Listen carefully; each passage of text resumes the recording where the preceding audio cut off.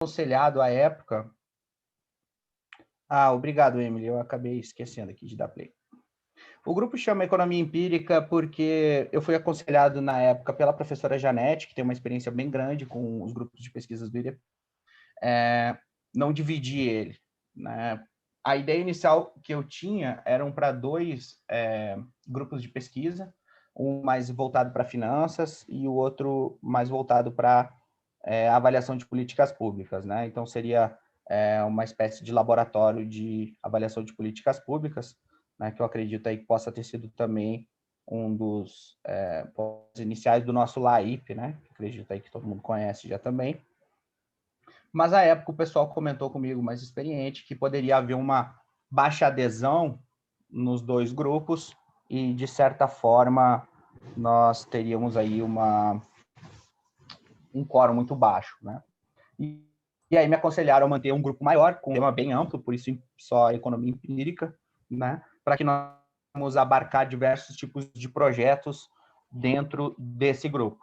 Então, como acredito aí que a maioria de vocês saibam, né, a economia consegue não, ela busca, né, estudar diversas questões sociais aí, né? Então, a gente pode, até por isso hoje essa apresentação de trabalhos do professor Pedro e meu para mostrar o quanto a amplitude aí do que a economia estuda é grande, né? Então, a gente tem um trabalho do professor Pedro que avalia com o mesmo método, né, de análise de redes complexas, votações no Senado, e eu uso o mesmo método para avaliar a transmissão de volatilidade em commodities metálicas, né? Então, isso é só um pequeno exemplo do mundo que é a ciência econômica, o tanto de temas heterogêneos que a gente consegue tratar. Então, tem muita gente trabalhando aí com avaliação de políticas públicas, por exemplo, Bolsa Família, FIES, coisas nesse sentido, pessoas que avaliam gasto público, influências macroeconômicas por conta desse gasto público, enfim, são diversos tipos, né? Educação, saúde, nosso tema é bem grande. Então, por isso, o nome ser tão amplo, né? Para que, à medida que o pessoal tenha ideias relacionadas aí ao que a ciência econômica aborda, né? Para que a gente possa abarcar no grupo como um todo, como se ele fosse um grande guarda-chuva. Tá? Essa é a ideia inicial. E um outro ponto que eu queria ressaltar com vocês, aproveitar até para minimizar aqui para encontrar, que eu não sei como são nas outras áreas, tá? Mas a área de economia, ciências sociais aplicadas, a criação e até a finalização de um artigo científico leva um certo tempo, né? Acredito aí que o professor Pedro pode falar um pouquinho do tempo que ele está trabalhando com esse artigo que ele vai nos apresentar, depois eu vou falar um pouquinho do tempo que eu estou já com esse meu, né? São coisas que demoram muito, e para, de certa forma, conter nossa ansiedade, eu criei aquele boletim Economia Empírica, né? Eu acredito que todos vocês conheçam, né? Mas eu vou só compartilhar rapidinho aqui, caso não conheçam, depois para que eu possa enviar. Fique à vontade para me pedir. Essa aqui é a edição de março dele. Tá bem? O Boletim Economia Empírica ele é uma espécie de coletânea de artigos, né? Mas artigos com uma pegada bem menos científica do que são os que nós buscamos fazer no grupo. Tá bem? Então, é uma pegada um pouco mais técnica, um pouco mais até jornalística, né? Do que toda aquela robustez que a gente acaba vendo nos trabalhos puramente científicos, tá bem? Eu estou contando agora, em 2021, com a ajuda da Karine, uma egressa nossa do mestrado em Administração Pública, que está me ajudando nas edições do boletim, tá bem? Esse ano ele vai ser trimestral, e o boletim Economia Empírica, ele também representa muito do que eu estava falando da heterogeneidade aí do que é a ciência econômica e também a heterogeneidade das expertises que nossos alunos possuem, né? Então, no IDP como um todo. Então, a gente tem diversos tipos de artigos sendo sempre publicados no boletim, né? Nós tivemos 6 edições no ano passado, boa parte delas já está no portal de periódicos do IDP, eu preciso subir as 2 últimas, se não me engano. Então, tem desde análise econômica do direito até finanças, passando aí por avaliação de políticas públicas, questões comportamentais, enfim, é bastante amplo também, como tudo isso que eu venho comentando com vocês, geralmente. Tá bem? Então, eu acredito que era isso. Acho que o recado aí está dado. A ideia mesmo é a gente fomentar um pouco da ciência, da pesquisa em ciências sociais aplicadas através do grupo, tá bem? Com isso, nessa retomada, e eu gosto muito do lema devagar e sempre, achei que mais produtivo do que nós começássemos já no primeiro encontro de retomada do grupo a falar de projetos, divisão de tarefas, vamos fazer revisão de literatura, buscar base de dados, coisas nesse sentido. Seria mais legal a gente dar uma ambientada em todo mundo novamente, né? E principalmente por conta dos nossos alunos novos que estão aqui a primeira vez, do que é de fato um artigo científico, como ele é feito, como eles costumam ser estruturados, tá bem? E aí eu chamei o professor Pedro Fernando Neri, né? Eu gostaria de agradecer aí a presença dele. A gente sabe o tempo dele é escasso aí também. Também o Pedro, para quem não conhece ainda, é uma das joias aí do IDP, né? Ele tem graduação, mestrado e doutorado em economia na UNB. Ele é consultor do Senado em economia, é colunista do Estadão.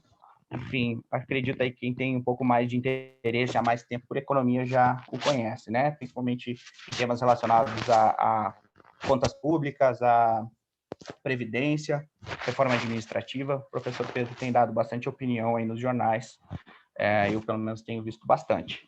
Então, professor, fica à vontade, a palavra é tua, e mais uma vez, muito obrigado. Eu que agradeço, Matias, pelo convite, pelas palavras gentis. Bom, gente, hoje eu acho que além de ajudar vocês a entender melhor como é que pode ser um artigo acadêmico, uma pesquisa, eu queria também apresentar um pouquinho dessa metodologia de redes que o Matias falou. Eu acho que vale muito a pena buscar alguma forma de aplicar isso num trabalho seu, se você não tiver com o seu projeto muito bem definido, porque é uma metodologia que é boa para processar uma grande quantidade de dados, né? A gente tem cada vez mais dados. Pouca gente mexe, então o retorno esperado em termos de publicação ou mesmo de visibilidade é bom. E é relativamente fácil comparado com outros métodos de mexer, né? Então, em relação custo-benefício, em termos de tempo, né, para aprender uma coisa e entender e conseguir aplicar, é boa, né? O que eu vou mostrar aqui hoje eu fiz basicamente com um programinha que é gratuito, chamado Gephi, G-E-P-H-I. Lá dá para programar, mas você pode fazer tudo sem programar, tipo um programa com botõezinhos mesmo, né?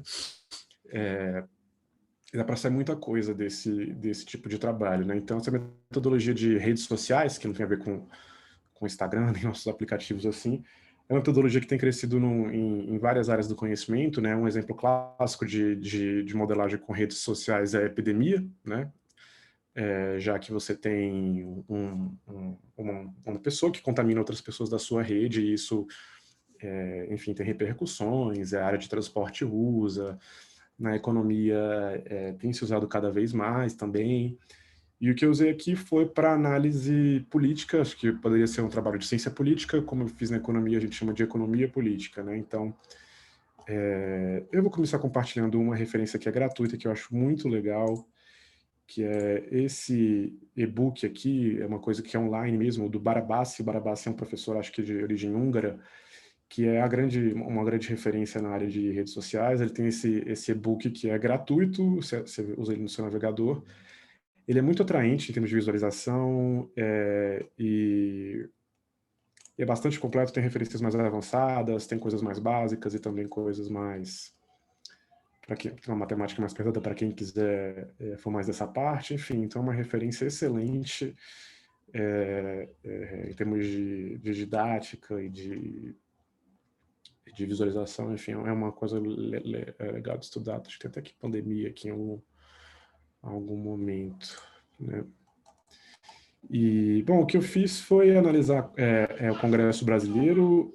Eu fiz uma coisa que já feita algumas vezes nos Estados Unidos, mas que ninguém tinha feito aqui, que é ver como os parlamentares se conectam de acordo como os parlamentares se relacionam entre si, e a ligação entre eles se dá por projetos, um projeto de lei, por exemplo, que eles fazem juntos. E eu acho que o principal resultado, um dos principais resultados desse trabalho é mostrar que, pelo menos nesse tipo de organização, a organização para apresentação de propostas, os partidos políticos são menos importantes enquanto uma forma de organização do que aquelas chamadas bancadas, principalmente bancada ruralista, bancada evangélica. Elas de fato existem nos dados, no sentido de serem redes sociais de parlamentares que se unem para organizar, apresentar propostas, apoiar uma proposta do outro.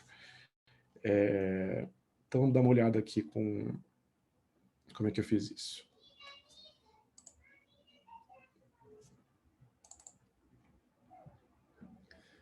Na ciência política, a ideia de que redes sociais são importantes, ela, na verdade, é antiga, embora a metodologia e as possibilidades de exploração de dados com os dados que a gente tem hoje não existissem, né? Acho que muito do que a gente vai falar aqui também tem muito a ver com a economia, né?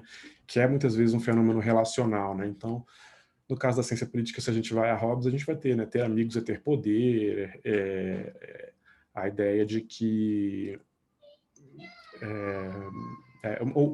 talvez de certa forma é como se a gente estivesse falando que aquele individualismo metodológico que a gente aprende na economia é um pouquinho ultrapassado, né? Porque muitos fenômenos são relacionais, são agregados. Para quem tiver interesse em ciência política, isso aqui saiu há uns 2 anos, 3 anos. É um handbook já só de redes sociais na política, né? Então, um handbook daqueles de Oxford, então é algo que já cresceu tanto a ponto de ter o seu próprio handbook.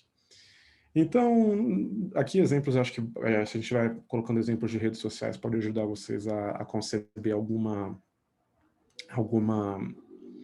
forma de aplicar um trabalho seu, ainda aqui na economia ou na administração pública. Isso aqui, então, seria um capítulo de revisão de literatura, de uma dissertação, de uma tese, porque eu estou olhando o que já foi feito com essa metodologia em áreas adjacentes, assim, né? Então, aqui eu acho que são parlamentares que votam em conjunto nos Estados Unidos, então a gente vê que tem dois grupos, basicamente, democratas e republicanos. Aqui é blogosfera, na época que isso era importante, né? Hoje em dia a gente faria uma rede para o Twitter, né? De novo, uma divisão entre blogs democratas e blogs republicanos. Aqui para a Câmara dos Representantes dos Estados Unidos, e são redes de comissões, de acordo com os parlamentares que elas têm em comum. Aqui são redes sociais de votos de democratas e republicanos no Congresso americano, que mostra uma polarização crescente, quer dizer, antes eles se misturavam mais, agora estão ficando cada vez mais separadinhos em cada legislatura, né, cada vez mais coesos entre si, distantes dos demais. Isso aqui é uma aplicação que foi feita no Brasil para esquemas de corrupção, pessoas que estão envolvidas, eu acho que em mais de um esquema, então você vê ligações entre diferentes escândalos de corrupção. E a terminologia, basicamente, desse tipo de trabalho é essa aqui. Esses pontinhos dessas visualizações são o que a gente chama de nós, e eles são conectados por arestas. Então, em inglês, você vai ler nodes e edges, né? Quer dizer, eu estou conectado com o Matias é um nó, e a nossa conexão, sei lá, nós trabalhamos juntos no IDP, é uma aresta, né? A aresta você pode decidir de acordo com o seu objeto de pesquisa o que vai ser, o nó também. Outro conceito importante é o de centralidade. Centralidade é o grau com que o indivíduo se conecta com os demais. Então, na minha rede, por exemplo, seria um parlamentar que não só faz projetos com pessoas diferentes, com muitas pessoas, mas faz propostas com pessoas de grupos diferentes. Se você fazer uma rede social dos seus amigos do Facebook, por exemplo, você vai ter provavelmente grupos de pessoas do trabalho, pessoas da sua escola, pessoas da faculdade, pessoas da sua família, talvez algum outro grupo, tipo vizinhos ou algum hobby que você tem. E uma pessoa central pode ser, às vezes, um grande amigo seu, um familiar seu que faz parte de todas essas panelinhas, às vezes um colega que estudou com você na faculdade e também na escola, enfim. Então, essa é um pouco a ideia de centralidade. Numa pandemia, central vai ser, sei lá, o pastor da igreja da Coreia do Sul que contaminou não sei quantas pessoas no aquele culto lá do início da pandemia, esse tipo de coisa. E o que eu estou chamando aqui de grupo é, de forma mais rigorosa, que a gente chama de comunidade. Comunidade, rigorosamente, são grupos de nós, grupos de pontos, mais conectados entre si do que com o resto da rede. Então, existem mais conexões entre eles do que com o resto da rede. Eu vou usar comunidades para definir o que é uma bancada, né? Então, eu vou ter os parlamentares todos lá ligados uns com os outros, alguns mais ligados com outros. E se eu divido esses grupos, os parlamentares em grupos em que alguns têm mais conexão dentro desse grupo do que com grupos de fora, eu vou ter uma bancada. É a forma que eu usei para tentar definir a bancada de forma mais rigorosa. Existe nessa literatura, que eu acho que não interessa tanto a vocês, existe uma dificuldade grande de dizer o que é uma bancada, no fim das contas, né? O que é uma bancada parlamentar, uma bancada da bala, uma bancada ruralista, como é que eu defino quem é de uma bancada, quem não é. E vocês podem ficar à vontade para me interromper a hora que vocês quiserem, tá?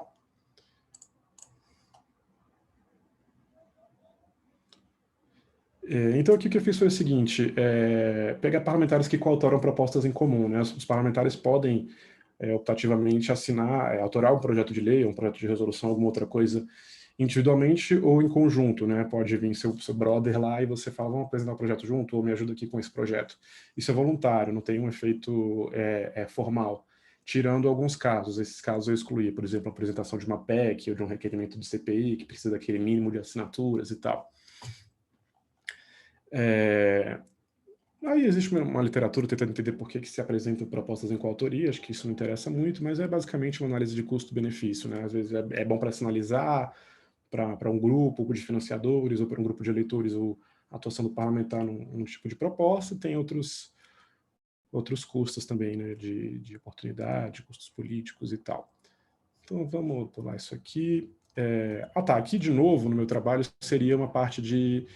Assim, já que eu tenho esse meu tema, eu vou ter que introduzir um pouquinho uma literatura antes, né? Então, o que é uma coautoria? Por que um parlamentar coautora, né? Então, não basta ter só a parte dos dados, né? Que às vezes é o que a gente está com mais apetite. Tem que baixar um pouco a bola e pegar essa literatura mais teórica, né? Então, às vezes, são trabalhos mais antigos que iniciam uma discussão. Então, aqui, por isso que eu tenho esse esforço de olhar a literatura da ciência política americana, que conceitua de forma mais rigorosa por que um parlamentar toma essa decisão de entrar numa coautoria e tal, aí dá uma revisadinha na literatura. Isso faz parte também. Então, nos Estados Unidos isso foi feito, claro, tem grupos de democratas e de republicanos. Isso foi muito feito já em outros... muito feito não, foi feito para muitos países já também. Aqui a gente tem Chile, Argentina, Nigéria, Alemanha, Itália, Suécia. Em todos esses países que eu estou passando aqui, a gente vai... Bebê. Em todos esses países, a gente vai ver que a divisão é entre partidos, tá? Isso aqui, essas corzinhas dessas comunidades são partidos políticos. E a gente vai ver que isso não acontece no Brasil, como muitas pessoas intuiriam, né? Como a gente ouviu alguém falar, partido não interessa nada e tal. Pelo menos para a organização de coautorias, de apresentação de projetos, a gente vai ver que realmente partido é pouco relevante.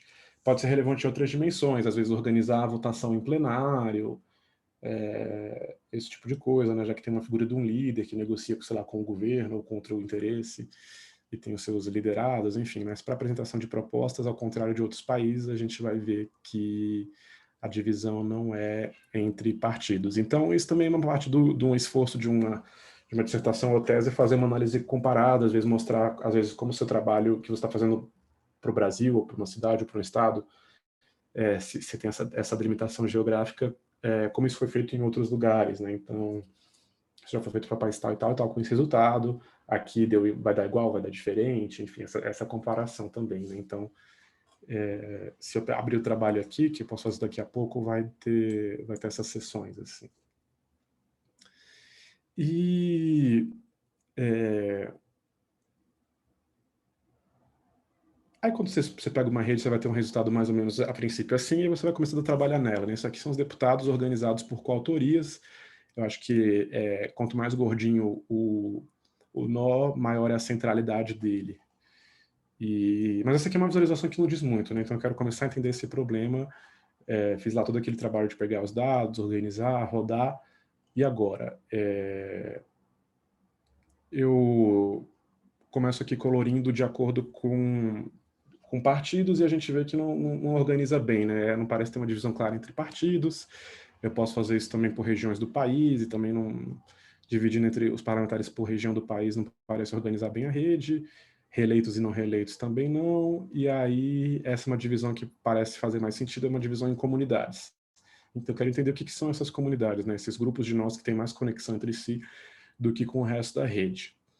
Uma questão que é pouco rigorosa e que é uma decisão mais de apresentação é a questão de como eu vou apresentar isso aqui. Assim, você pode apresentar uma rede, acho que virtualmente de infinitas formas, né? Você pode colocar o ponto A aqui em cima ou aqui embaixo e a rede vai rodando de acordo com as conexões, né? Vamos supor que tem vários objetos conectados entre si, você pode girar ele, enfim, puxar daqui para cá, porque em termos de metodologia, a distância física de um ponto para outro pode não ter nenhuma relevância se você quiser, se o seu layout não, se você quiser assim, fazer assim com o seu layout. Então, isso no Jeff a gente vai chamar de layout. Ou você pode fazer manualmente. Enfim, o que eu escolhi fazer foi usar um determinado layout e isolar também os grupos para ficar mais fácil a visualização da rede. A gente vai chegar lá daqui a pouquinho. Então, aqui é o primeiro trabalho, organizei melhor as bolinhas de acordo com as comunidades e separei um pouquinho. Então, isso aqui seria a Câmara dos Deputados entre 2011 e 2018. Cada bolinha é um deputado e eles se dividem em comunidades, né? Grupo de nós que tem mais ligações em comum do que com outros grupos. E a gente vê que até que algumas comunidades têm mais ligações entre si do que... algumas comunidades têm ligações mais fortes entre elas, né? Que são esses fluxos das arestas. Então isso aqui você pode imaginar um problema que você tem na sua dissertação, na sua tese, enfim, que você pode entender dessa forma, né? Pontos que se conectam e você pode ser interessante você entender quem é o ponto mais central, ou se esse objeto de estudo cabe dividir em comunidades, grupos, enfim. Mas o que basicamente a gente vai ver é que existem comunidades, se a gente olha assim, o que eu fiz aqui agora foi ver as comunidades, deixa eu ver o que são esses projetos que esses caras estão trabalhando juntos, e aí eu consigo entender qual é o tema, né? Então, para alguns grupos é bem fácil, você vê que é realmente uma bancada ruralista, buscando todo tipo de recurso para o setor, proteção comercial, acesso ao financiamento de bancos públicos, renegociação de dívida, desoneração, mudança de requisitos sanitários, compras públicas, até questão sobre trator, e essa seria uma bancada que está lá presente. Em termos de força, eu defini aqui como um grupo sendo forte, um grupo que é numeroso e coeso, né? Então, nesse sentido, a gente teria uma força grande no Congresso da bancada evangélica e da bancada ruralista, por exemplo, mais forte do que qualquer partido político em termos de organização de pautas, né? Então, é um resultado interessante. A gente vê que os partidos realmente não são muito coesos, mas as bancadas são muito coesas. Alguns partidos têm uma divisão maior, uma delimitação, formam comunidades, perdão, então o PSOL, uma parte do PT, mas você vai ter realmente bancadas, até bancadas que eu não imaginaria encontrar. Por exemplo, Rio de Janeiro, parlamentares do Rio se organizam muito em conjunto, nenhum outro estado tem isso. É basicamente uma bancada forte do Congresso, bancada do Rio de Janeiro. Bancada da Bala é um grupo, em termos de apresentação de proposta, fraquinho, pequeno na prática, menos do que a imprensa da divisibilidade. Enfim, acho que não cabe muito a gente entrar nesse trabalho, mas era um pouco o resultado. Fiz isso também para o Senado e lá não tem muito essa questão de bancada. O que a gente vai ver é, de fato, blocos liderados por partidos políticos, pelo menos na última legislatura, em que, vamos lembrar aquela legislatura do impeachment, o PSDB ainda era muito forte, o PT ainda era muito forte. Então, uma divisão entre PT, PSDB e muito também parlamentares do Norte, do Centro-Oeste, que tem uma representação, uma sobre-representação no Senado em relação à Câmara, então pautas de Amazônia, por exemplo. Então, basicamente, 4 grandes grupos, um PT, PSDB e satélites, assim, um bloco de centro e um bloco de estados, que eu chamo aqui de estados periféricos. Deixa eu ver se eu abro aqui o trabalho que o Matias me ajudou a formatar.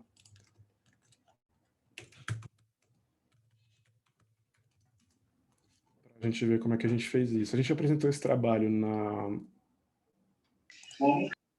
Ampec no passado e estamos tentando fechar aqui um aceite num periódico legal aqui do Brasil. Deixa eu só, antes de passar a bola para vocês, abrir aqui, que a gente vê como é que o trabalho ficou, então, uma questão que vocês vão ter que provavelmente lidar é com a dificuldade de transformar uma dissertação num projeto. Acho que o Matias e o pessoal ajuda muito vocês com isso, num paper, quer dizer. Às vezes a dissertação fica grande demais para revistas que cada vez mais exigem trabalhos muito concisos, né? Então você vai tentar cortar coisas, mas vai perder em rigor, o ideal talvez seja pensar num projeto que possa ser facilmente adaptado em um artigo ou vários artigos, né? Então, acho que minha dissertação era bem longa, mas esse trabalho a gente teve que até acho que mexer o intervalo de linhas do editor de textos para conseguir fazer ele caber numa submissão. Então, tem uma introdução de literatura sobre o tema, acho que a gente faz uma digressão também sobre a metodologia, já que nesse caso nem todo mundo conhece, talvez outra metodologia não exija esse esforço. Acho que tem aqui algumas linhas sobre as referências de outros países. E aí vai ser isso, como é que eu vou explicar como é que é a metodologia, como é que foi esse esforço, eu tenho que dizer o que eu usei, qual é o algoritmo que eu usei, etc. E um trabalho que demorou mais de ano, é engraçado ver que teve que ficar bem conciso em poucas tabelas e figuras, mas é a realidade da academia hoje, para o bem e para o mal. Então, é isso. Assim, você vê que dá poucas páginas e um esforço grande de cortar, de deixar claro, enfim, mas acho que faz parte, né, da vida. E acho que alguém me chamou, não sei se foi o Matias ou alguém quer falar alguma coisa? Não sei se foi mais alguém aqui. Teve um aluno, a Diné perguntou antes o link do e-book, mas aí o Gildo já postou para Todo ela, mundo. aquele e-book lá do... Como é que é o nome dele? Barabassi, né? Barabassi é uma referência Isso. muito boa. Eu acho que vale muito a pena, se quem estiver um pouquinho perdido, explorar essa metodologia, porque dá para aplicar em muita coisa. Uhum. Tem um downside, que é esses esforços mais interdisciplinares às vezes são mais difíceis de publicar. Esse é um fato bem conhecido, né, Matias, da academia, que se você vai por muita interdisciplinaridade, você acaba não sendo de panelinha nenhuma, né? Então, sei lá, o Journal de Economia não te quer, o da ciência política não te quer, o da administração pública não te quer, mas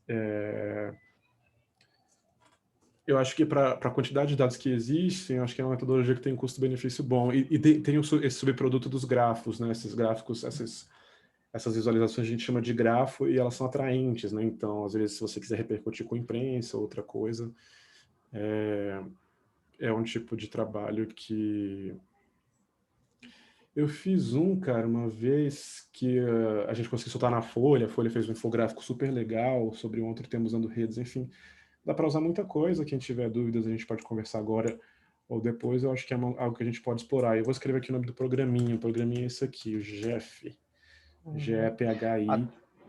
Até o Alexandre postou aqui antes também, quem tiver familiaridade com R, preferir trabalhar com R, ele postou um Mas nem todo mundo é um pacote ali. Alexandre, né? Então eu digo, para quem não for um Alexandre, pode... Exato. Do meu trabalho é o GEF também, né? Que a Não é gente legal. usou. E usou o Force Atlas 2 O também. trabalho nesse tipo de projeto é você organizar de uma forma que o programa possa ler, né? Então, isso você pode fazer isso pelo Excel, mas isso tipicamente vai dar um trabalhinho. Vai ser difícil você pegar um trabalho uma base de dados que já está prontinha para ser explorada em termos de nós e arestas. Você vai ter que trabalhar isso. Tipicamente, acho que em termos de tempo é uma das coisas mais intensivas, mais do que rodar o programinha. Enfim. Certeza. Pessoal, alguém tem alguma dúvida para tirar com o professor Pedro? Alguma coisa relacionada ao tema?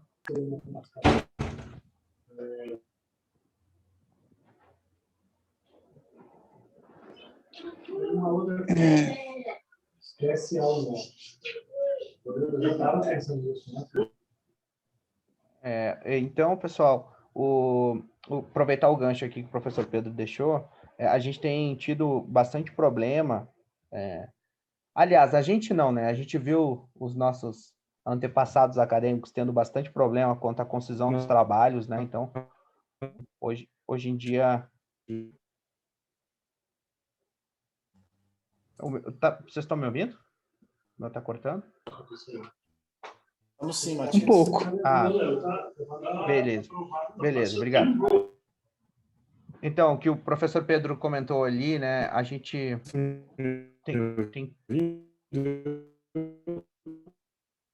tá falhando pra gente, Pedro. Vou mandar para ele no WhatsApp aqui. No WhatsApp, não, no chat.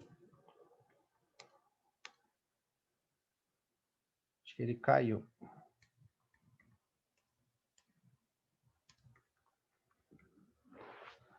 Caiu, né? Bom, então não vai adiantar eu mandar mensagem no chat. Ele deve retornar na sequência. Então, mas aproveitando o gancho... Ó, o professor voltou? Tá nos ouvindo? Desculpa, eu caí. Ah, não, beleza, beleza. Tava escrevendo para ti no chat aqui que estava falhando um pouquinho. Mas aproveitando o gancho, a gente tem visto, né, cada vez mais aí as revistas científicas premiando essa a concisão, né, digamos assim. Essa palavra acho que não existe, né? Eu tenho mania de inventar palavra, mas essa ideia dos trabalhos serem concisos, né? Então, visando isso, a gente já tem trabalhado, né, por exemplo, no mestrado em economia, as dissertações em formato de paper, né? Então, a gente já tem aconselhado os alunos a escreverem ali de 6.000 a 8.000 palavras, né? Que são mais ou menos o que as revistas da nossa área costumam aceitar. O pessoal do direito que costuma trabalhar, escrever um pouco mais do que a gente, eu tenho visto que as revistas aí aceitam cerca de 10.000 palavras, o que dá ali mais ou menos 35 páginas, enquanto os nossos aí ficam cerca de 25, mais ou menos, né? E o trabalho é muito grande, como o professor Pedro falou, de cortar do teu trabalho, né?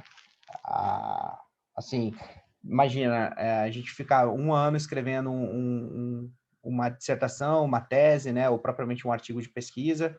Ele está lá com 60 páginas, que é mais ou menos o que a gente escreve aí a primeira versão, e cortando ele é bastante trabalhoso, né? Muitas vezes é mais fácil escrever os parágrafos de novo do que fazer esses cortes, né? Coisas nesse sentido. Então, já buscar essa concisão e olhar para o horizonte, né, para a luz do final do túnel, como sendo um trabalho conciso, ali com cerca de 25 páginas, ajuda, né? Claro que essas 25 páginas, elas têm que, obrigatoriamente, uma carga de conteúdo muito grande, né? Então, óbvio que para deixar nas 25 páginas, naturalmente, a gente vai escrever muito mais que isso, para depois ir cada vez mais afunilando a escrita, né? Isso acontece muito na parte de introdução, parte de revisão de literatura. A gente vai falar um pouco disso na prática aí nos próximos encontros, né? Então, pegar ali trechos, por exemplo, do trabalho do professor Fernando, onde a gente explica o que ele fez ali em cerca de meia página, uma página, e depois a gente regride isso para cerca de 2 parágrafos, para depois deixar em 2 linhas e aí incluir no nosso texto com as nossas palavras. Então, é de fato bem trabalhoso, né? Não é mirar nas 25 páginas e simplesmente começar e chegar na 25ª e parar o trabalho, né? Então, tem todo esse caminho inverso, digamos assim. Quanto à metodologia de redes, eu acho que o professor foi muito contente aí sobre os comentários relacionados a trazer redes, né, para o trabalho que a gente já tem feito, né? Logo no início, quando ele começou a falar aqui, ele disse, por exemplo, vocês estão trabalhando com algum artigo, tem tal série de dados, tal metodologia, redes muitas vezes vêm para agregar a um certo custo baixo, digamos assim, né? Então, ela traz toda uma vantagem de visualização, como ele mesmo comentou, a questão dos grafos, né? Fica muito mais atrativo para as pessoas, principalmente pessoas de fora da academia, fica muito mais didático também, e claro, acaba que comparado a outros métodos aí que a gente às vezes acaba vendo em trabalhos científicos, ele não é tão difícil assim. Um exemplo claro aí do que aconteceu, e foi a porta de entrada para que eu passasse a utilizar redes também, veio da minha dissertação do mestrado, né? Eu estava utilizando séries de preço futuro de commodities agrícolas, né? Onde eu fazia um índice que avaliava a transmissão de volatilidade entre esses ativos, né? E aí um professor que teve na minha banca, que ele gosta muito de redes, ele usa muito esse GEF, o Force Atlas 2, né, que é o algoritmo que o professor Pedro Fernando usou. Ele teve na minha banca de qualificação, gostou da matriz de variância e covariância que eu apresentei, né, esse meu índice de spillovers, né, de transmissão de volatilidade, e ele pegou, me perguntou se podia, enfim, e ele pegou já uma parte dos resultados da minha dissertação e rodou redes com ele, né? Buscando essa melhor visualização e também os nós mais importantes e também as arestas mais robustas, né, entre os ativos ali que estavam sendo conectados.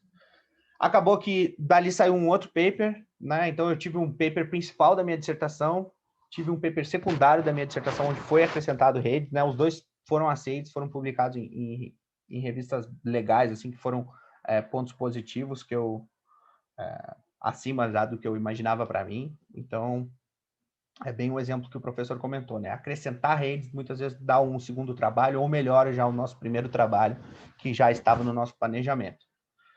Seguindo com isso, eu resolvi, quando eu entrei no doutorado, eu já estava trabalhando com ativos de commodities metálicas, né, que é o que eu vou mostrar para vocês aqui na sequência, e a ideia era também buscar a transmissão de volatilidade entre esses ativos, né, e aí eu já tinha tido essa experiência com redes, lá da época da dissertação, do mestrado, e eu resolvi também incluir num dos artigos da minha tese essa parte de redes, tá bem? Então, que é o que eu queria mostrar para vocês aqui agora. O que aconteceu? Eu resolvi chamar o professor Pedro para apresentar o trabalho, né? Porque eu sabia que era um tema legal, que ia abranger aí, interesse de muitos de vocês, né? O meu interesse inicial era que só ele fizesse essa apresentação e a gente conversasse um pouquinho de uns projetos que ficaram parados no grupo. Só que aí eu me lembrei que eu tinha um trabalho de redes também, então eu poderia ter um ganho de escala, eu mostrar para vocês ele hoje, né? Visto que vai poupar um tempo aqui para eu explicar o que são as redes para vocês, né? Inclusive eu aprendi aí com o professor Pedro. Tá bem? Então eu vou mostrar para vocês o artigo. Uma outra questão que eu gosto de aproveitar no grupo para mostrar e comentar com vocês é o quanto a ciência, principalmente na nossa área de ciências sociais aplicadas, ela é feita em várias mãos, né? Então, por exemplo, é comum termos times de pesquisadores nos departamentos de pós-graduação, né? Então, muitas vezes ali formam-se redes de coautores, ali cerca de 4, 5 coautores, que costumam publicar sempre juntos, onde cada um tem sua expertise, né? Então tem o autor lá, o pesquisador que lê bastante, conhece bastante da parte de modelagem econométrica, por exemplo, tem os insights para usar esse e aquele modelo, tem um Alexandre, como o professor Pedro até comentou aqui, sabe usar muito o R para fazer as estimações, tem um outro colega que é muito bom para fazer as redes, tem um outro colega que escreve muito bem, então é comum termos aí 4, 5 autores, 3, 4, 5 autores nesses artigos empíricos de economia, né? É muito raro a gente ver artigos da nossa área, e aí não só necessariamente economia, mas ciências sociais aplicadas, né, gestão, finanças e economia, com um autor só.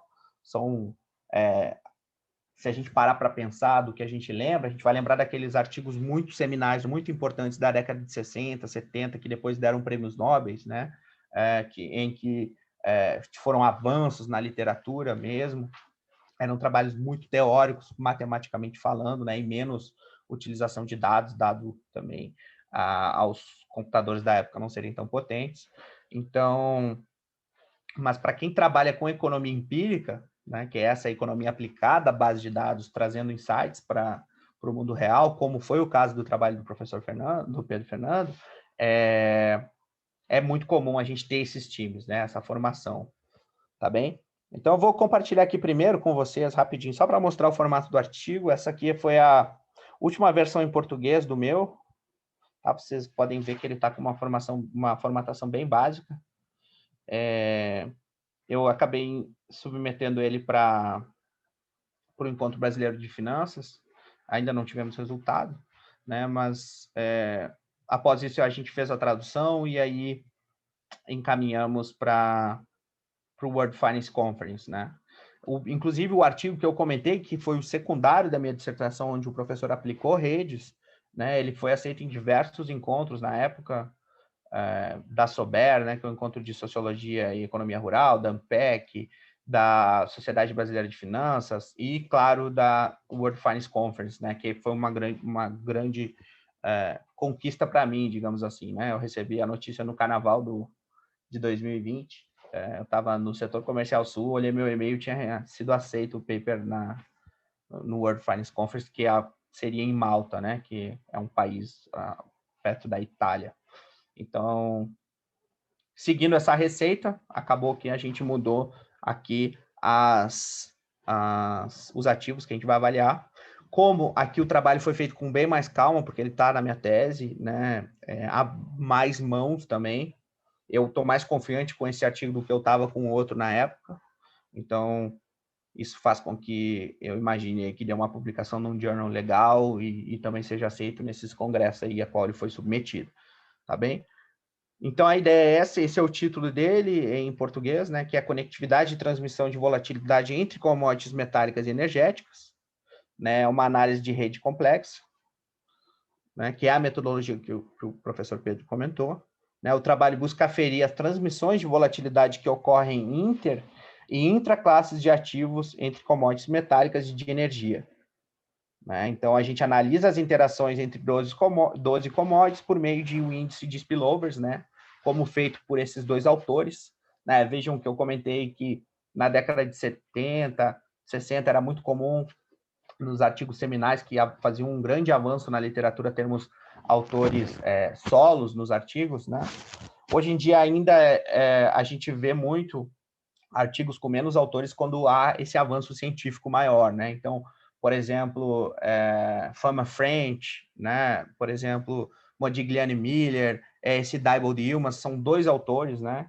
Em que eles conseguem avançar a literatura, né? São autores que estão na fronteira da ciência econômica, né? Na ciência de finanças, e aí que a gente vê uma quantidade menor de autores, né? Mas vejam, o quanto é comum, vocês vão parar à medida que forem lendo artigos científicos, né, o quanto é comum na nossa área aqui essa quantidade maior de coautores, tá? Então, a gente usa esse índice de spillover Diebold Yilmaz, sendo possível, então, verificar a parcela dos efeitos do choque em cada par de ativos e calculando quanto dessa volatilidade é absorvida por um ativo desses mercados, né? Sendo os mercados commodities energéticas, né, que seriam petróleo e gás natural, e commodities metálicas, né, que seria ouro, prata, platina, paládio, cobre, alumínio, deixa eu pensar, estanho, zinco, acredito agora que eu falei todos, tá bem? E a gente usa, então, métricas de mecânica estatística de redes complexas, onde a gente descreve mais precisamente essas transmissões de volatilidade, como foi aplicado inicialmente por Allen e Gale, né, em 2000. Também foi um paper seminal, vejam que temos dois autores, depois vou falar um pouquinho deles. E aí, os nossos resultados, eles demonstram que esses mercados possuem uma conectividade total de 53%, e através dessa análise de redes complexas, a gente percebe que as maiores interações ocorrem entre petróleo e níquel e entre ouro e prata. Né? Então, os achados são úteis para agentes do mercado financeiro, da cadeia de suprimentos, né? Onde usam esses metais como insumos para outros produtos, por exemplo, a indústria automotiva, e, claro, para formuladores de políticas públicas, visto que essas commodities são importantes, né, para a balança comercial de diversos países, enfim, como todos nós sabemos. É o caso do Brasil, o caso do Chile, por exemplo. Tá? Mas, enfim, eu acabei detalhando um pouco melhor aqui a questão do resumo, né, que é obrigatório termos dos artigos, mas a minha intenção aqui era mostrar a estrutura dele. Tá bem? Então, temos as palavras-chave e aí a gente faz uma introdução do tema, né, e começa com uma contextualização dele, falando sobre os ativos que a gente está usando, como essas transmissões de volatilidade são importantes e afetam os mercados, tá bem? Quais são os tipos de propagação de choques que existem nesses mercados, né? Como são feitos esses compartilhamentos de choques, e aí a gente fala um pouquinho da base de dados, fala um pouquinho dos ativos que a gente está utilizando, nessa parte da introdução em que a gente mostra o que veio, né? Onde a gente acaba explicando o nosso objetivo mesmo. Depois disso é sempre obrigatório falarmos do avanço da literatura que o nosso trabalho está fazendo, né? Então, nesse caso aqui, até onde sabemos, somos os primeiros no mundo a estar trabalhando dessa forma com commodities metálicas, né? Estudando a volatilidade entre elas. Tá bem? Mas a ideia é que, depois eu vou para a apresentação, a ideia aqui é só para mostrar a estrutura do paper, do artigo, tá? E aí depois nós temos uma revisão de literatura, onde eu me concentrei aqui em falar da utilização de redes complexas em finanças. Tá? É uma coisa que não é tão antiga, né? Passou a ser utilizada muito após 2008, mas eu vou falar disso depois também. Então, é a parte de revisão de literatura do artigo. Tá bem? Vejam o quanto a gente usa na nossa área citações indiretas, né? Então, a gente coloca as afirmações que vimos nos demais artigos e depois, entre parênteses, os autores e o ano, né, que publicaram o artigo. Né? Por exemplo, vamos supor que eu estou trabalhando aqui com uma análise de votos do Senado e eu pego uma afirmação, uma conclusão importante do professor Pedro no artigo dele, então eu vou reescrever ela com as minhas palavras no meu texto e vou botar entre parênteses ali Nery, 2020, por exemplo, se o paper tivesse sido publicado em 2020. Então, a gente tem pouco citações diretas na nossa área aqui de ciências sociais aplicadas, tá bem? E aí, depois disso, nós vamos, geralmente, nos artigos para a seção 3, que é a seção de procedimentos metodológicos ou metodologia, né, onde a gente explica os métodos que estamos utilizando. Aqui eu vou explicar o cálculo do índice de spillovers, né, como eu vou calcular a parte do choque, por exemplo, se houver um choque no petróleo, o quanto disso vai transmitir em volatilidade para o níquel, ou vai transmitir em volatilidade para o alumínio, por exemplo. É nesse método que eu estou explicando aqui, tá bem? Depois eu vou usar um segundo método, que são as métricas da mecânica de redes, que foi o que o professor Pedro já explicou para vocês. A gente usa aqui também o Force Atlas 2, tá bem? Que usa a questão dos nós, das arestas. Então, aqui ainda estamos na seção 3 dos artigos, né? Os artigos costumam ser assim, né? Na média, eles costumam ter esse formato, para depois chegarmos na parte dos resultados, tá bem? Eu, particularmente, gosto de utilizar dados, a parte de subseção de dados aqui, lá na parte de metodologia, tá? Seria uma 3.1, mas meu orientador pediu para que eu usasse aqui na minha tese, usar 4.1, porque ele acha que o nosso avanço está sendo importante de trabalhar com... É que o que acontece, para mim, já ficou um pouco claro, e eu já estou um pouco acostumado com esses dois métodos, né? Então, tanto com a transmissão de volatilidade quanto de redes. Para ele é uma coisa razoavelmente nova, pelo que eu entendi, e ele achou que fosse mais importante a gente dar uma ênfase para a questão matemática, explicar exatamente o método dentro da seção 3, tá? E não misturar com os dados ali. Segundo ele, e aí eu concordo com ele, a gente faz essa parte de dados dentro da metodologia, geralmente quando os métodos são mais conhecidos, por exemplo, usar uma regressão linear, um logit, um probit, que são coisas um pouco mais comuns aí na nossa área, tá bem? Mas aqui ele pediu para que eu usasse dados na parte de resultados, para explicar de onde vieram meus dados, né? Quais são as datas de que foram utilizados, a frequência desses dados, tá?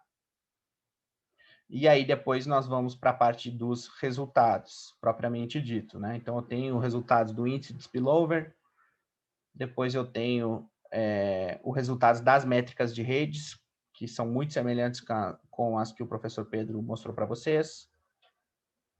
E aí depois nós vamos para, enfim, conclusão. Tá bem? Então é isso que eu queria mostrar aqui para vocês. Eu até tinha pedido para o professor também comentar esse tipo de questão, né, para a gente falar bastante da estrutura dos artigos científicos. Acho que é um tema importante para o nosso primeiro encontro aqui de retomada do grupo. Então, os artigos da nossa área, os artigos empíricos, costumam ter essas 5 sessões, né? Então, introdução, depois revisão de literatura, depois procedimentos metodológicos, onde a gente explica o modelo que está usando, onde a gente explica os dados que estamos usando. Depois a quarta, que é resultados, e depois a quinta, que são as conclusões. A gente retoma o artigo, né? Retoma o que foi feito. Aqui o pessoal perguntou onde é que tem acesso ao artigo. Eu posso encaminhar para vocês na sequência. Se Deus quiser, vai ser aceito aí na sequência também. E posso mandar ele publicado já para vocês. Eu posso mandar os outros, eu acho que como esse aqui não está 100% ainda, eu posso encaminhar os outros 2 artigos que foram publicados já, que são muito parecidos. Posso mandar para vocês, tá bem? Só pegar no Google mesmo o PDF e encaminhar. Me cobrem que eu mando para vocês, tá bem? Fiquem à vontade aí para me mandar e-mail, eu vou botar meu e-mail aqui já.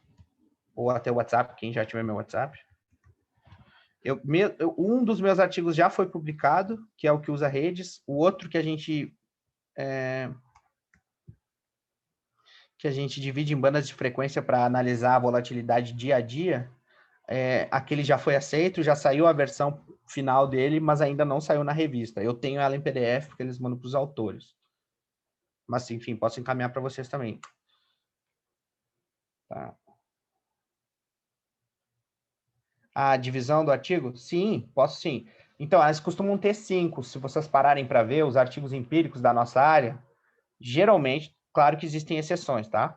E não são grandes, não são pequenas as exceções. Mas, geralmente, aí eu diria que 70%, 80% dos artigos que eu vejo, eles costumam ter 5 seções. Introdução, revisão de literatura, procedimentos metodológicos, resultados e conclusões. É obrigatório ter o abstract no início, né, que é o resuminho, aquele de 100 palavras mais ou menos, mas ele não conta como, ele não é numerado, assim como as referências ao final também não são numeradas, né? Então, nós temos numerações de 1 até 5, geralmente, tá bem? Fique à vontade aí para me interromper. Eu vou mostrar a apresentaçãozinha aqui que eu montei. Claro que ela não está bonita. Tá bem? De quê? Claro que ela não está bonita aqui como a do professor Pedro, mas acho que é o suficiente aí para a gente conversar mais um pouquinho sobre o trabalho. Tá bem? Então, esse ficou o título dele em inglês, né? Que é o que vai para a revista quando a gente for submeter. Agora, ele está no fim mesmo, eu pretendo submeter ele nas próximas semanas, tá? Mas já foi para esse World Finance Conference, submetido para lá, né? Não sei se vai ser aprovado ou não, tá? Então, ficou Connectivity and Volatility Transmissions Between Metallic and Energy Commodities, a Complex Network Analysis. Tá bem? Então, aqui a gente faz de novo aquela ideia de contextualizar o tema, né? Mostrar por que ele é importante, como a gente está trazendo isso, né? Então, os mercados de commodities metálicas, eles são mais dependentes do que a gente pode pensar, né? E para compreender essa correlação entre esses mercados, é preciso mais do que composição física e química para determinar o quanto da variação de preço, por exemplo, do ouro, implica na variação da platina, né? Ou variação do preço do cobre afetam preços de alumínio, tá bem? Então, essa dinâmica interativa entre mercados financeiros ou entre seus segmentos, seja de uma área de pesquisa recente e interdisciplinar em finanças computacionais, né? Por exemplo, análise de redes financeiras e finanças quantitativas, o fato de haver possíveis conexões entre esses ativos financeiros e não financeiros negociados no mercado é um tema já suficientemente abordado na literatura, né? A existência de pouca correlação entre os mercados de commodities não permite concluir que não possam haver ligações, né, dinâmicas entre esses ativos, né? E quando esses mercados de commodities cobram diferentes fatores de risco nos preços dos ativos, eventos extremos podem desencadear efeitos de contágio em todos os outros mercados, né? Então, a gente percebe, quando passa a avaliar essa conexão entre os ativos, em que momentos de crise essa volatilidade aumenta. Vocês vão ver aqui empiricamente já na sequência, aumenta bastante essa incerteza, e aí esse contágio explode, né, entre os ativos do mercado, tá bem? Então, existem 2 tipos de propagação entre esses ativos, né, que são entre as classes de ativos e intraclasses de ativos, né? Então, o que seria essas entre classes de ativos? Nesse caso aqui, a gente está analisando 2 classes de ativos, né? ativos de commodities energéticas, gás natural e petróleo, e ativos de classes de ativos, puxa, agora até me confundi falando, classes de ativos de commodities metálicas, né? E aí estão ouro, prata, paládio, platina, alumínio, cobre, zinco, estanho, tá bem? Então, a gente consegue avaliar entre essas classes, uma com a outra, energéticas com metálicas, e também entre os ativos que compõem cada uma delas. Então, entre alumínio com cobre, entre gás natural e petróleo, tá bem? Então, são os dois tipos de propagação que existe, né? Então, a gente pode imaginar também, usando um outro exemplo, vamos supor aí duas classes de ativos, ativos financeiros propriamente ditos, né? Então, ações de bancos, né? E títulos públicos de um governo X, né? De um país X, né? Então, a gente consegue ver a volatilidade entre os títulos, diversos tipos de títulos públicos, né? De acordo com algumas mudanças de governo. Da mesma maneira, a gente consegue medir a transmissão de volatilidade entre ações dos bancos, mas também conseguimos medir entre bancos e entre títulos públicos, né? Entre esses títulos. Então, por isso, essas classes sendo intra e entre classes, tá bem? E o propósito aqui do nosso trabalho foi, então, avaliar, né, a transmissão de volatilidade que existe entre esses ativos, né, e aí utilizar a mecânica de redes para tornar a coisa mais palpável e identificar conexões e arestas mais fortes, tá? Identificar os agentes mais importantes da rede.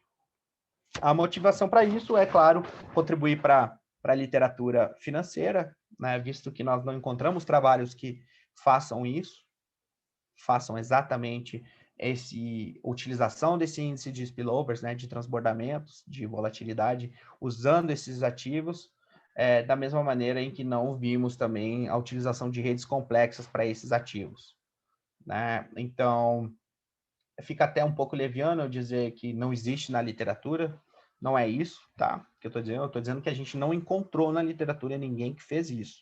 E claro que a gente está o tempo inteiro pesquisando a literatura internacional, né? Isso é uma coisa que vale a pena deixar aqui um gancho, né? Então, a literatura de ciências sociais aplicadas ela é muito superior internacionalmente, digamos assim, né? Então, seria uma comparação muito parecida, uma comparação plausível aí com um basquete, por exemplo, né? Onde os Estados Unidos concentra praticamente 98% da audiência do basquete mundial, né? Através da NBA. E isso ocorre com economia, ocorre com finanças, tá bem? Então, mesmo pesquisadores brasileiros, pesquisadores indianos, pesquisadores chineses, eles estão sempre fazendo seus trabalhos em inglês, né, e publicando em revistas que publicam em inglês, tá bem? Então, até foi um pouco daquela explicação que eu dei para vocês nos grupos hoje, né, quando eu falei que o professor Pedro ia apresentar o artigo X e eu o artigo Y, né, e que as apresentações seriam em português, mas os artigos já estão traduzidos, porque a gente busca essa visibilidade maior, seja publicando no exterior, né, seja publicando ainda aqui no Brasil, mas também há uma demanda maior pelo trabalho, né, caso ele esteja publicado em inglês, naturalmente, né. Então, a motivação é essa, como eu já comentei, né, de trazermos a contribuição para a literatura e, claro, auxiliar pessoas que tenham interesse no mercado financeiro, né, que queiram diversificar portfólio através desses ativos, e também os atores, né, que trabalham na cadeia de suprimentos, que utilizam essas commodities como insumos na sua cadeia de suprimento, ou até mesmo formuladores de políticas públicas, né, como eu comentei agora há pouco, o caso dos países que têm parte da sua balança comercial impactada por exportação dessas commodities físicas, tá? Essa é a ideia de motivação que a gente traz. E aí aqui eu faço uma revisão teórica, né, mostro como tem crescido a literatura e a utilização de redes complexas em finanças, né? Vale trazer aqui, resumir para não ficar mais chato para vocês. As redes complexas, elas passam a ser utilizadas principalmente na física, né, inicialmente, e passa a ser utilizado de fato em finanças, em economia, a partir do artigo do Alan e Gale de 2000, né, em que eles, vejam, bem antes da crise de 2007, 2008 do subprime, aliás, 2008, né, eles usam redes complexas para tentar mensurar o contágio entre quatro principais bancos norte-americanos, né? Então, vamos supor que eu não lembro exatamente quais são os bancos que eles utilizam, mas vamos supor ali o Lehman Brothers, o JP Morgan, né? E, enfim, mais o X e o Y, né? Então, eles conseguem criar uma rede, né, para avaliar o quanto um choque num desses bancos contagiaria os demais bancos que compõem a rede, né? Então, a partir disso, muitas pessoas passaram a utilizar redes complexas para avaliar essa interação entre os agentes financeiros, né? Principalmente pós 2008, com aquela grande crise, em que tentaram ali mensurar cada vez melhor esses contágios entre os bancos e também entre os ativos, né? Que é o que a gente está fazendo aqui, tá bem? Enfim, a ideia é essa aqui da revisão teórica, trazer artigos anteriores, né, de autores que publicaram esses artigos usando essa metodologia, tá? Então, são diversas aqui colocações que eu considero importantes, que falam de volatilidade, falam desse contágio, dessa transmissão, tá bem?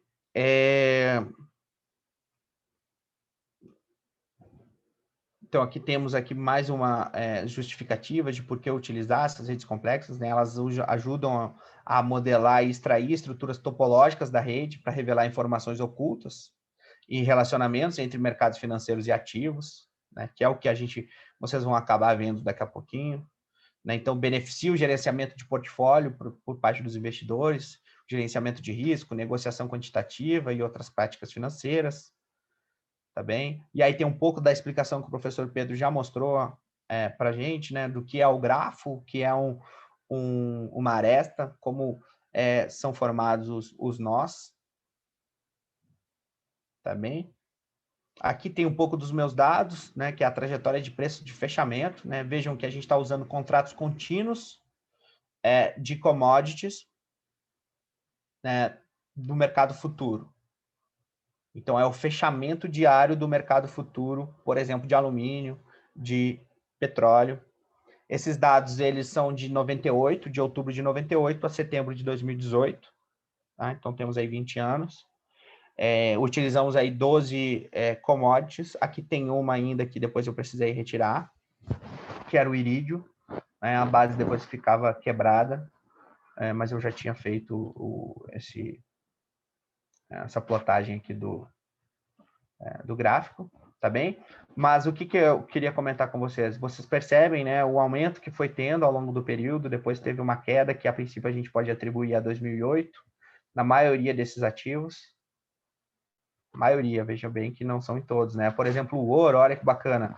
O ouro aumentou aqui o preço dele em 2008, ó. O que isso quer dizer, né? As pessoas procurando segurança durante a crise.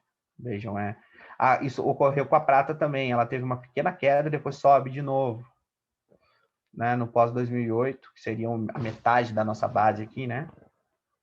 Legal, tá bem?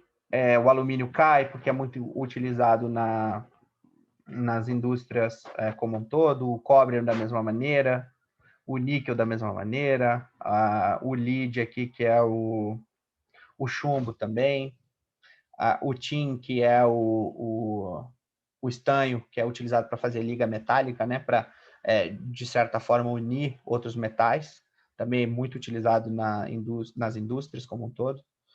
Cai bastante durante esse período de crise, o petróleo também, tá certo? Então, essa é a nossa trajetória de preços. Os preços são retirados, coletados da bolsa de maior liquidez do mundo de metais, que é a London Metal Exchange,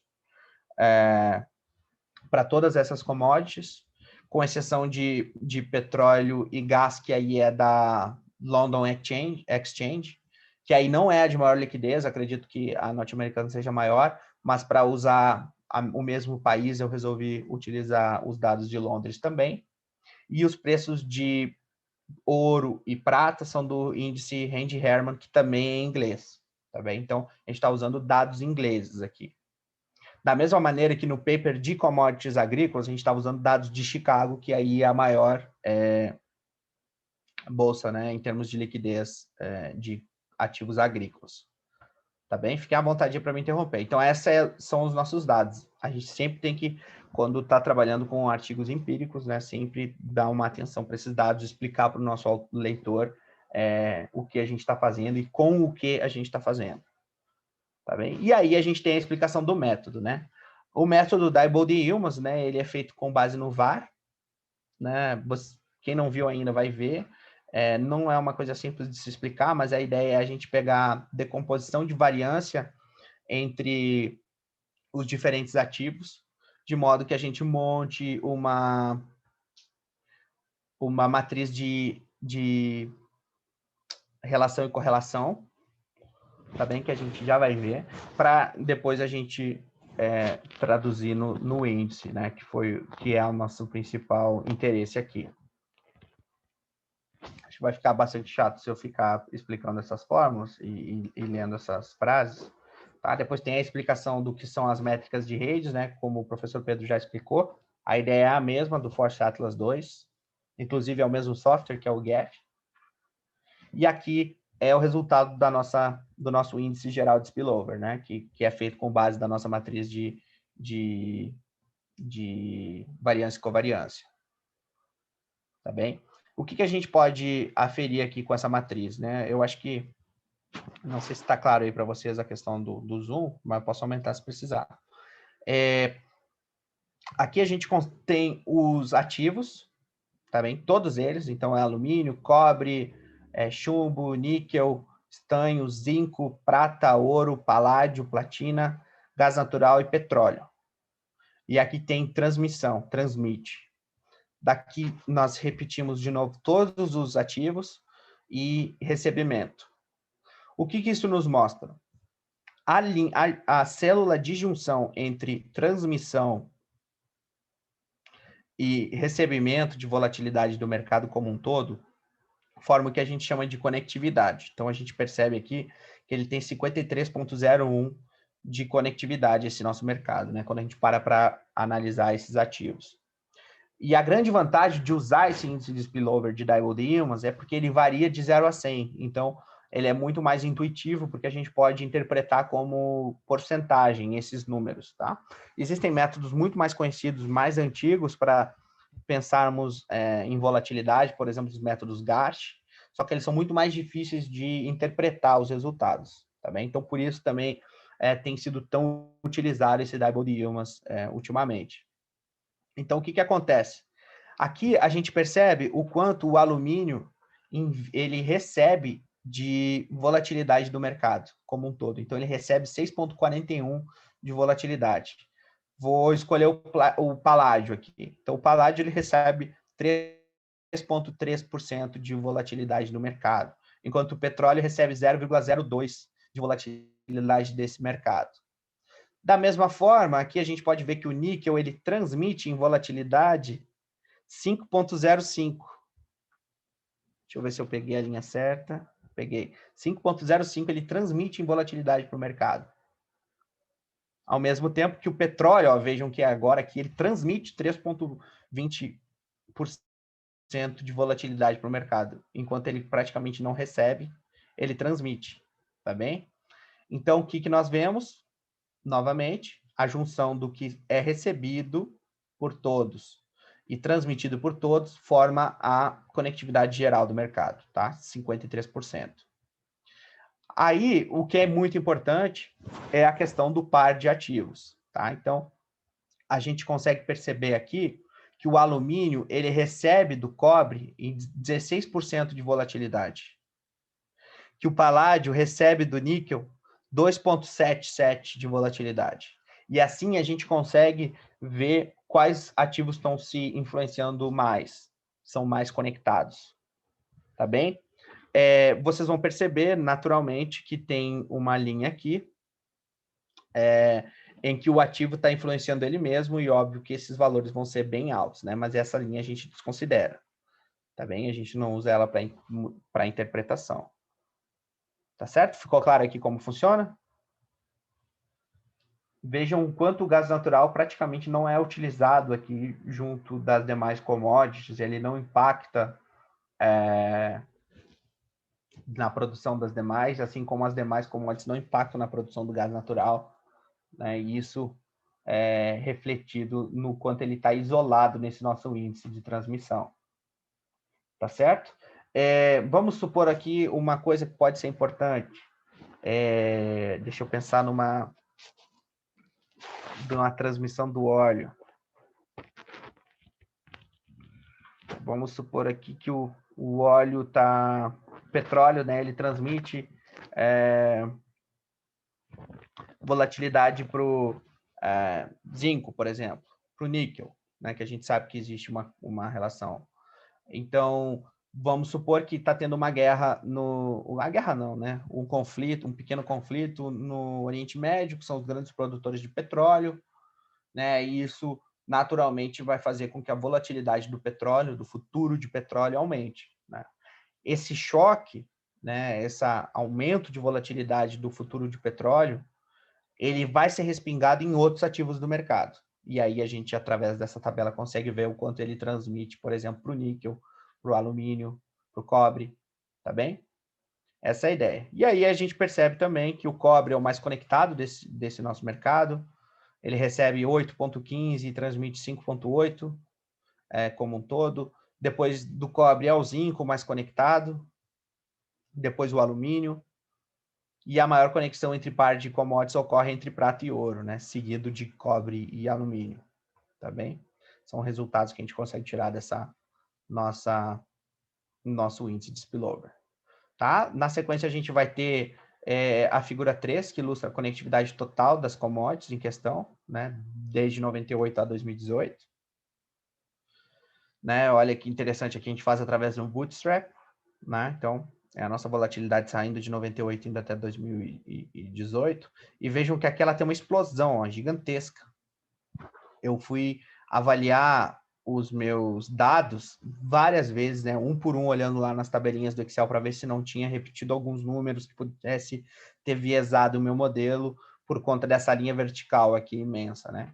Até que depois de eu ter olhado 2 vezes cada um dos ativos lá no ano de 2005, que foi quando ocorreu essa explosão de volatilidade, eu desisti, né? Vi que não tinha nada de errado nos meus dados e fui procurar no Google. E aí eu encontrei que havia ocorrido, né, em julho de 2005, um atentado terrorista em Londres, né?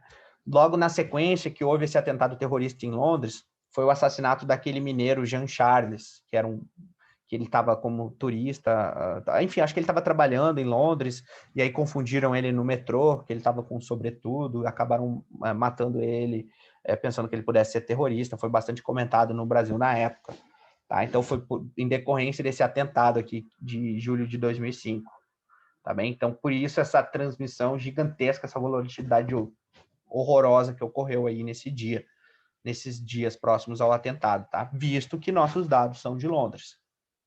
Tá bem?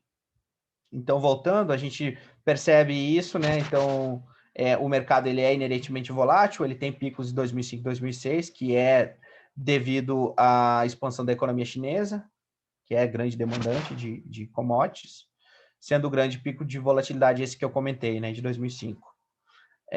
A queda abrupta em 2008 deveu-se à crise financeira internacional, mas a recuperação foi veloz, não obstante os efeitos da crise na zona do euro e da redução do ritmo do crescimento da China, né? Então, a China logo seguiu bombando após a crise, seguiu demandando demais, então, naturalmente, as coisas voltaram, né? Os preços ainda continuaram elevados e acima dos registrados no período anterior da década de 2000, né? Mesmo no pós-2008. Tá bem? A retração desse ciclo expansivo veio ocorrer somente depois, meados de 2015, por causa da reversão das expectativas sobre a manutenção do dinamismo do ciclo de crescimento chinês, né? Muitas pessoas passaram a duvidar se a China ia seguir crescendo daquela maneira. Tá bem? E aí, seguindo o que o professor Pedro mostrou para a gente antes, nós pegamos as transmissões de volatilidade que eu acabei de mostrar para vocês. Com elas, a gente faz os PageRanks para identificar os nós e as arestas, né? E, de fato, as redes entre os nossos ativos, tá bem? Então, vejam que o cobre é o mais importante, ele tem um valor maior, depois o zinco, depois o alumínio. Então, é um pouco da tradução da tabela anterior que eu tinha mostrado para vocês. Tá bem? Eu estou me estendendo já.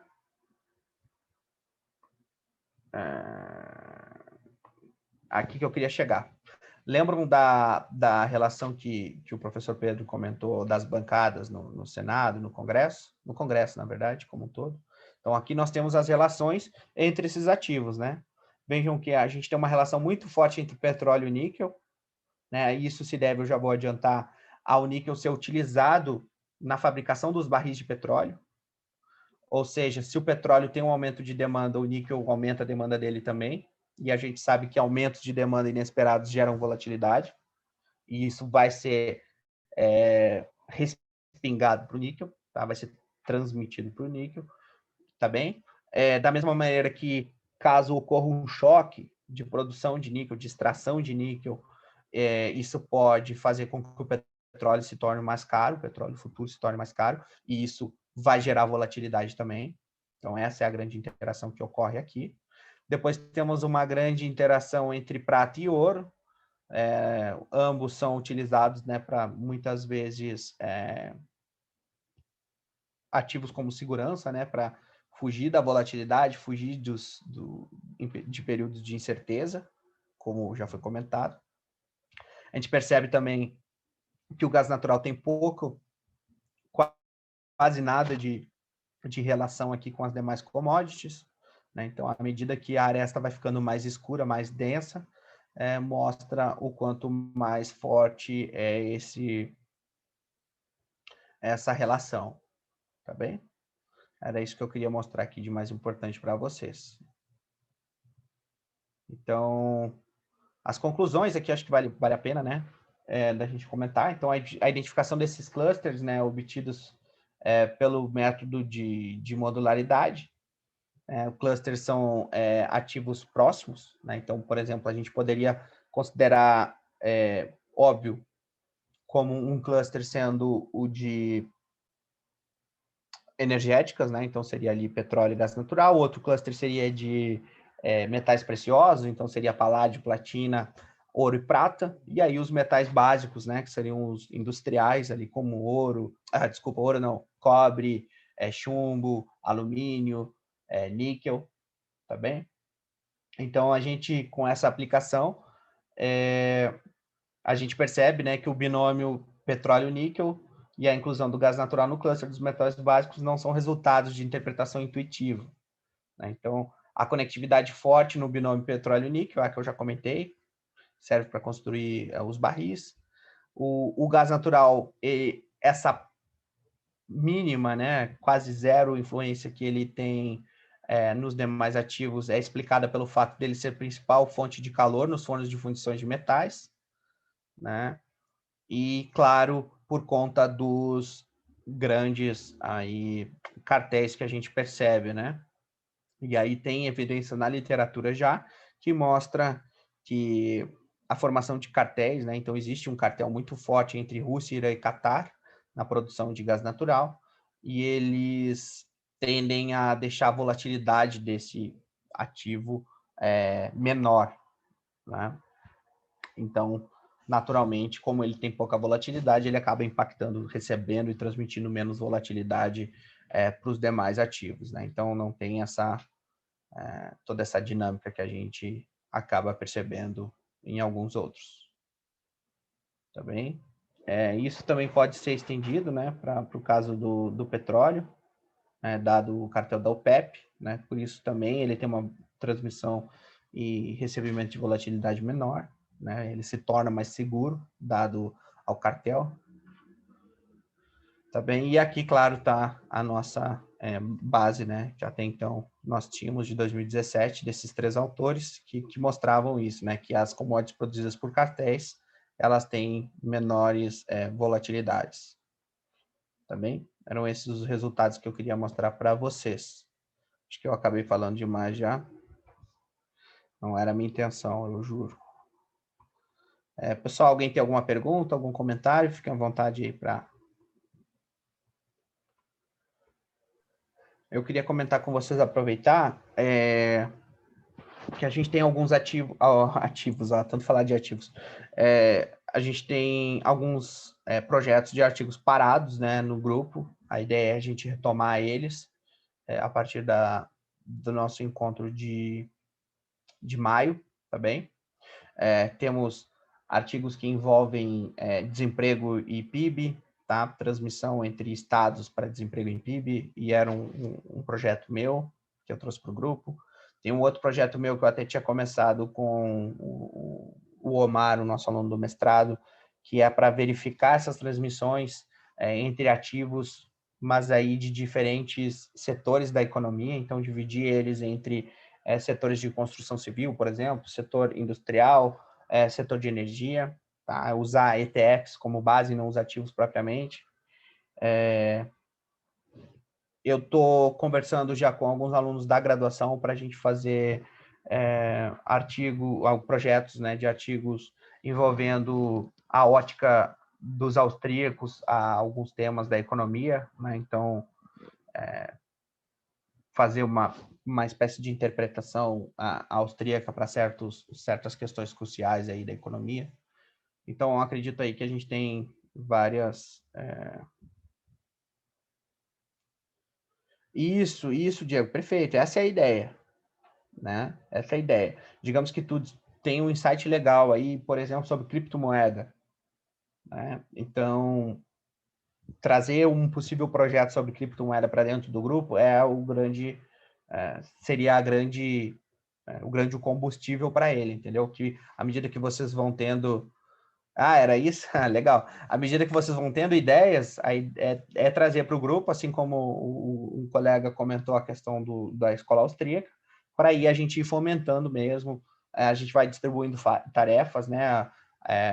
Alguns colegas vão lá e vão coletar dados, outros colegas com mais expertise em programação vão rodar esses dados depois no Python, no R, né? Quem tiver... participar das pesquisas, a princípio, Pedro, a ideia é participar do grupo aqui, e à medida que a gente for apresentando projetos novos, que é o que a gente vai fazer a partir de maio, tá bem?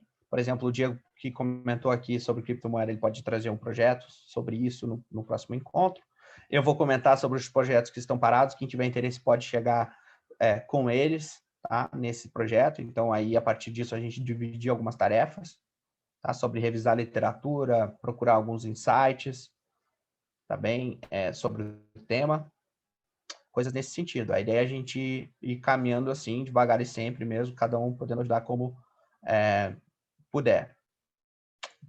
Podendo ajudar como puder, eu tô queimando óleo já essa hora, né? Mas ajudando como, enfim, puder. Isso, os encontros são mensais, né? A primeira quarta de cada mês. Tá bem? Agora vai parecer que o tempo é disperso, né? Mas quando a gente estiver com o grupo engrenado, um mês é um tempo razoável, assim, para a gente, de repente, juntar uma base de dados, caminhar para encontrar essa base. Então, encontros semanais seriam muito curtos, ou até 2 por mês também seriam meio curtos, né? Visto que a gente tem outras atividades também, né? Então, acho que o ponto de ótimo seria esses encontros serem mensais. Tá bem? Pessoal, queria agradecer aí a atenção de todos. Alguém abriu o microfone? Ou... Gil. Tudo bem, né, gente? Olá, Gil, diga. Só tirar uma dúvida. Então, a ideia é a gente trazer como sugestão aquilo que a gente já pensaria em escrever na nossa tese, na nossa dissertação, ou não? A gente poderia trabalhar aqui em conjunto com outras pessoas, preterindo expertise, né, e tal, e aí usar ou não algum método que a gente aprendeu aqui, enfim. Isso, Gildo, eu acho que seria melhor trazer para o grupo projetos secundários. Digamos que tu tem um projeto X que tu adora, que acha que vai ser fantástico para tu levar para tua dissertação. Esse projeto seria melhor tu manter ele direto com o teu orientador, somente, tá bem? Agora, digamos que tu tem um segundo projeto que tu tem certeza que tu não vai ter tempo, que foi o que aconteceu com esses 2 meus que eu trouxe. Aí a ideia é de trazer para o grupo e a gente separar funções, né? Separar aí diversas, nas suas expertises, né? Entre cada um de nós aqui, para irem contribuindo uns com os outros, sabe? E Matias. uma outra pergunta, assim, só para introduzir o que você falou.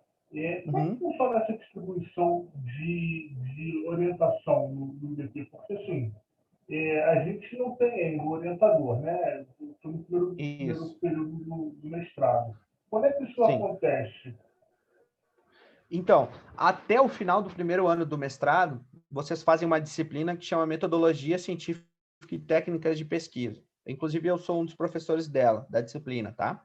Após essa disciplina, vocês fazem um projeto, né? Tem 30 dias após a disciplina para fazer o projeto. Com base nesse projeto, a gente faz um matching, né? Eu e o Thiago Caldeira, nosso coordenador executivo, para alocar os professores que têm expertise na área que vocês querem pesquisar.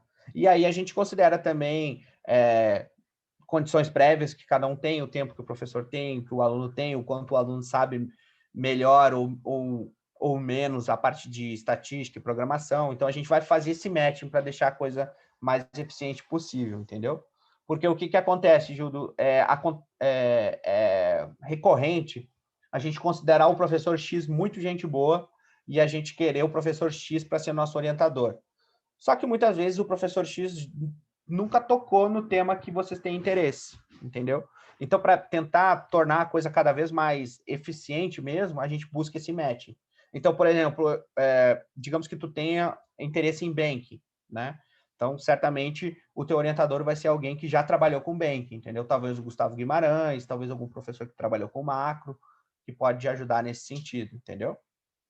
Essa é a ideia.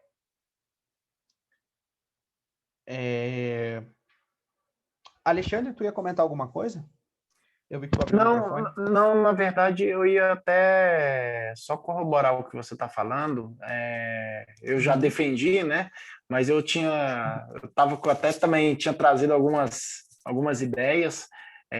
Uma dessa de redes, quando eu trabalhava ainda no Sebrae, também a gente tentou fazer, também tem uma ideia que é para ver a questão com base no CAGED, de onde um emprego está, quando a pessoa é desligada, né? Onde que ela estava, em qual KNAI, para qual que ela vai, quando depois volta a ser empregada. Então, a gente estava fazendo isso, não sei se terminou, mas essa é uma ideia boa de artigo também. Em relação à pergunta do Gildo, aí só falar a minha experiência como ex-aluno do mestrado, né? Basicamente a sugestão é buscar o orientador, né?